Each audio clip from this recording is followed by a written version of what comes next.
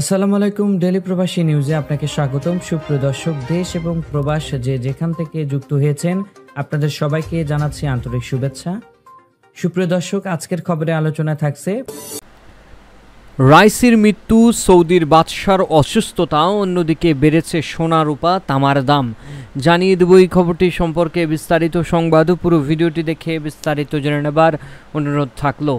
রোববার 19 মে আজারবাইজানের সীমান্তবর্তী এলাকায় যৌথভাবে নির্মিত একটি বাঁধ উদ্বোধনের পর ইরানের পূর্ব আজারবাইজানের প্রদেশের রাজধানী তাবজিরে ফেরার পথে হেলিকপ্টার দুর্ঘটনায় নিহত হন দেশটির প্রেসিডেন্ট রাইসি ও তার সফর সঙ্গীরা। তাদের মধ্যে ইরানের পররাষ্ট্রমন্ত্রী আবদুল্লাহিয়ান।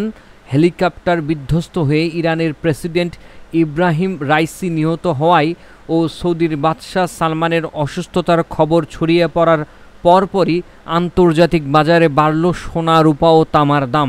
সোমবার 20 মে আন্তর্জাতিক বাজারে ধাতু 3টির রেকর্ড দামে বিক্রি হয়েছে। সোমবার প্রতি আউন্স সোনার দাম রেকর্ড $2,450.60 পৌঁছেছে। আন্তর্জাতিক বাজারে সোনার দাম নির্ধারণ হয় আউন্স হিসেবে। 1 আউন্স সোনা 31.103 গ্রামের সমান। আর বাংলাদেশে স্বর্ণ বিক্রি হয় ভরি হিসেবে। 1 ভরি সমান 11.664 গ্রাম সোনা। সে হিসেবে 1 আউন্স প্রায় 3 ভরি সোনা হয়। অন্যদিকে টন প্রতি তামার দাম দাঁড়িয়েছে $11,104 ও 1 আউন্স রূপা বিক্রি হচ্ছে $32.75, যা 11 বছরের মধ্যে সবচেয়ে বেশি। এতক্ষণ আমাদের সঙ্গে থাকার জন্য অসংখ্য ধন্যবাদ। পরবর্তী সংবাদ দেখার আমন্ত্রণ জানিয়ে শেষ করছি এখনকার সংবাদ।